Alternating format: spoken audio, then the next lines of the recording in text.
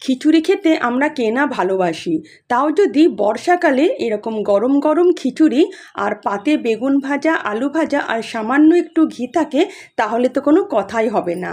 তাই এরকম একটা বর্ষামুখর দিনে আমি বানিয়ে নিয়েছিলাম দারুণ স্বাদের খিচুড়ি। তো চলুন সেটাই আমি আজকে আপনাদের সঙ্গে শেয়ার করছি। Hi everyone, welcome to my channel. আমি দোয়েল। খিচুড়ি বানাবার জন্য প্রথমেই আমি কিছু সবজি কেটে নিয়েছি। ঘরে থাকা যে কোনো সবজি দিয়ে আপনারা এই খিচুড়িটা বানাতে পারেন। এখানে আমি কিছুটা বিনস নিয়েছি, দুটো টমেটো বানিয়ে নিয়েছি, বেশ কিছু কাঁচা লঙ্কা নিয়েছি, 2-3টে আলুকে আমি খোসা ছাড়িয়ে ডুমো ডুমো করে কেটে নিয়েছি, কিছুটা কুমড়ো নিয়েছি, কিছুটা নিয়েছি আমি গাজর, আর নিয়েছি কিছুটা পেঁয়াজ, মানে দুটো বড় সাইজের পেঁয়াজকে আমি লম্বা লম্বা করে কেটে নিয়েছি। গ্যাস অন করে একটা কড়াই বসিয়ে দিলাম। কড়াইয়ের মধ্যে আমি 1 টেবিল চামচের মতন সাদা তেল নিয়ে নেব।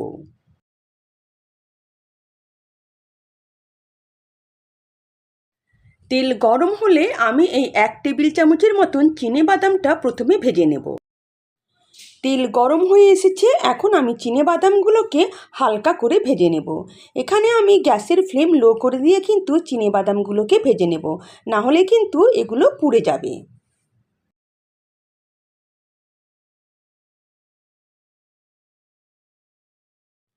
বাদামগুলো ভাজা হয়ে গেছে, এগুলো আমি তেল থেকে তুলে নেব।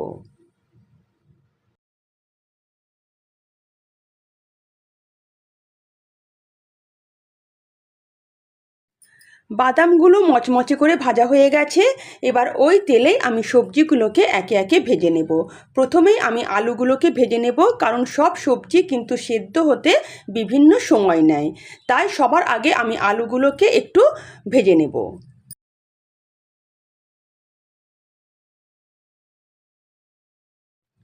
আলুর মধ্যে 1/2 চামচ নুন আর 1/2 চামচ হলুদ আমি দিয়ে দিলাম। এবার ভালো করে আলুগুলোকে আমি ভেজে নেব।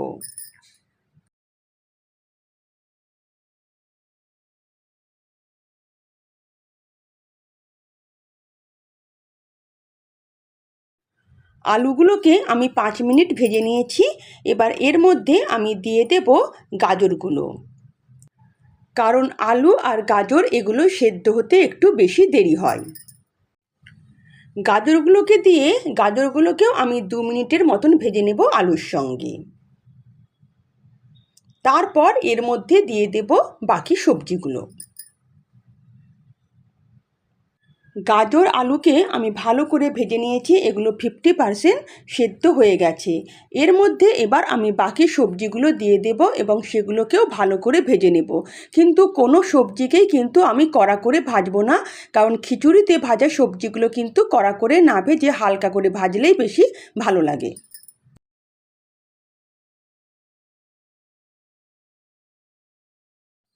কুমড়ো আর বিনস দিয়ে আরও 1-1.5 মিনিটের মতন ভালো করে সবজিগুলোকে নাড়াচাড়া করে ভেজে নিতে হবে।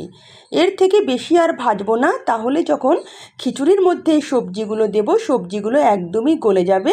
তাই এগুলোকে এর থেকে বেশি আর ভাজবো না। সবজিগুলো ভাজা হয়ে গেছে, এবার আমি গ্যাসের ফ্লেম বন্ধ করে দেব।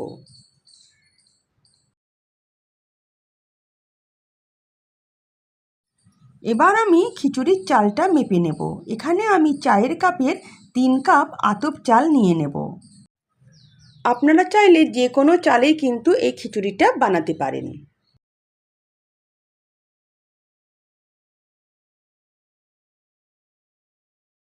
যে কাপে আমি চালটাকে মেপেছিলাম সেই কাপের মাপ করেই আমি 1/2 কাপ নেব মসুর ডাল, আর 1/2 কাপের থেকে একটু বেশি নেব আমি মুগ ডাল।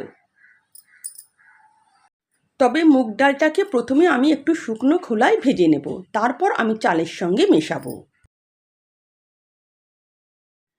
এখানে আমি 3 কাপ চাল নিয়েছি, তো 1.5 কাপের থেকে একটু কম আমি ডাল নিয়েছি। এটাই হলো আসল রেশিও। চাল যত নেব তার অর্ধেক ডাল নেব। মুগ ডালটা ভালোভাবে ভাজা হয়ে গেছে, এবার এটাকে আমি গ্যাস থেকে নামিয়ে নেব। মুগ ডালটা ভাজা হয়ে গেছে, এবার এটাকে আমি চালের সঙ্গে মিশিয়ে নেব। তারপর ভালো করে জল দিয়ে 2-3 বার আমি কচলে কচলে ধুয়ে নেব।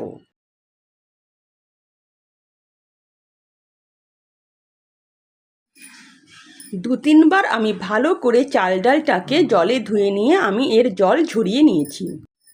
একটা হাঁড়ি নিয়ে চাল আর ডালটাকে সেই হাঁড়ির মধ্যে আমি ঢেলে দেব। চাল ডালের মধ্যে পরিমাণ মতন আমি জল দিয়ে দেব, যাতে চাল আর ডালটা পুরো জলের মধ্যে ডুবে থাকে। এমনভাবে জল দিতে হবে যাতে একটা আঙুল পুরো ডুবে থাকে। এর মধ্যে দিয়ে দেব 2 চামচ লবণ আর 1 চামচের মতন হলুদ গুঁড়ো। ভালো করে নুন আর হলুদটাকে আমি মিশিয়ে নেব। তারপর এটাকে গ্যাস অন করে আমি ফুটতে দেব। একটা ঢাকনা দিয়ে আমি এবার ফুটতে দেব। কিছুক্ষণ বাদে যখন চাল আর ডালটা খুব ভালোভাবে ফুটে উঠবে, তখন হাতা দিয়ে এভাবে নাড়াতে থাকবো, না হলে কিন্তু তলায় লেগে যাবার সম্ভাবনা থাকবে। এখন কিন্তু আমি ভাজা সবজিগুলো দেব না। যখন এটা 50% কুক হয়ে যাবে, তখনই কিন্তু ভাজা সবজিগুলো এর মধ্যে আমি দিয়ে দেব। চাল ডালটাকে ফুটিয়ে আমি আরও একটু সেদ্ধ করে নেব। 10 মিনিটের মতন চাল আর ডালটাকে আমি ফুটিয়ে নিয়েছি এবং এগুলো কিন্তু 50% সেদ্ধ হয়ে গেছে। এখন এর মধ্যে আমি ভাজা সবজিগুলোকে দিয়ে দেব।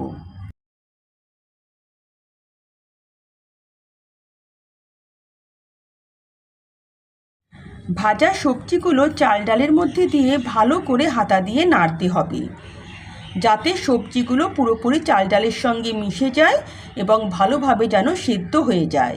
এখানে প্রয়োজন হলে 1 গ্লাস 2 গ্লাস জল আপনারা দিতে পারেন, যদি খিচুড়িটা খুব ঘন হয়ে যায় তাহলে, না হলে দেবার দরকার নেই। এবার এটাকে আমি আরও একবার ফুটিয়ে নেব। এখানে আমি 1 গ্লাসের মতন জল কিন্তু অ্যাড করেছি।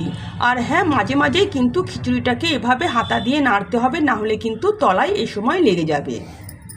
সবজিগুলো দিয়ে আমি আরও 5-7 মিনিট এভাবে চাল ডালের সঙ্গে ফুটিয়ে নেব, তাহলে সবজিগুলো পুরোপুরি সেদ্ধ হয়ে যাবে। সবজি দিয়ে আরও 10 মিনিটের মতন এটাকে আমি রান্না করে নিলাম। খিচুড়ি আমার অলমোস্ট সেদ্ধ হয়ে গেছে। এবার আমি একটা কড়াই নিয়ে তার মধ্যে 1 টেবিল চামচের মতন সাদা তেল নিলাম এবং সেটাকে আমি গরম হতে দেব। তেল গরম হয়ে এলে এর মধ্যে দিয়ে দেব 1 চামচের মতন গোটা জিরে আর কেটে রাখা কাঁচা লঙ্কাগুলো। জিরেটাকে আর কাঁচা লঙ্কাটাকে সামান্য একটু আমি ভেজে নেব। তারপর এর মধ্যে দিয়ে দেব আমি কেটে রাখা পেঁয়াজগুলো।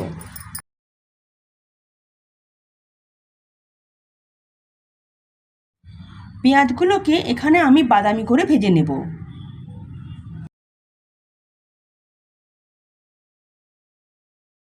পেঁয়াজ বাদামি হয়ে এলে এর মধ্যে দিয়ে দেব 1/2 চামচ আদা বাটা আর 1/2 চামচ রসুন বাটা।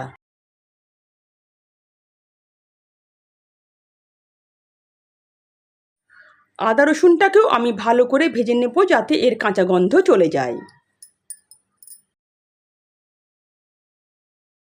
আদা রসুনের কাঁচা গন্ধটা চলে গেছে। এখন এর মধ্যে যে 2টো টমেটো আমি কেটে রেখেছি সেটা দিয়ে দেব এবং এটাকে আমি সামান্য ভেজে নেব, তবে খুবই কিন্তু গলা গলা করে ভাজবো না।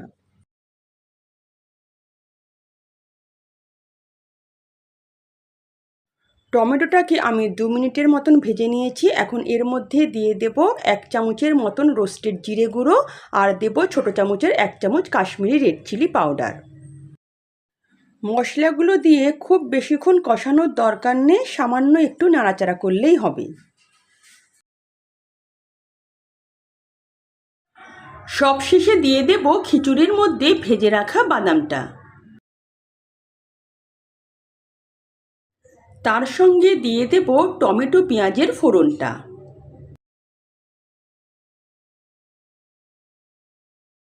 আর দিয়ে দেব 1 চামচের মতন চিনি। এই চিনিটা দিলে কিন্তু খিচুড়ির স্বাদ দ্বিগুণ হয়ে যায়। সব উপকরণগুলো দিয়ে আরও একবার গ্যাস অন করে খিচুড়িটার সঙ্গে এভাবে আমি মিশিয়ে নেব। ভালো করে মিশিয়ে নিয়ে খিচুড়িটাকে আমি আরও একবার ফুটিয়ে নেব।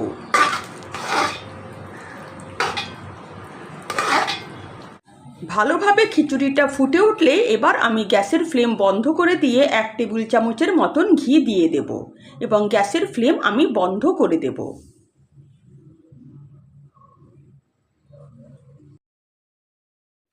খিচুড়ি দিয়ে খাওয়ার জন্য কিছু বেগুন আর আলু আমি ভেজে নেব।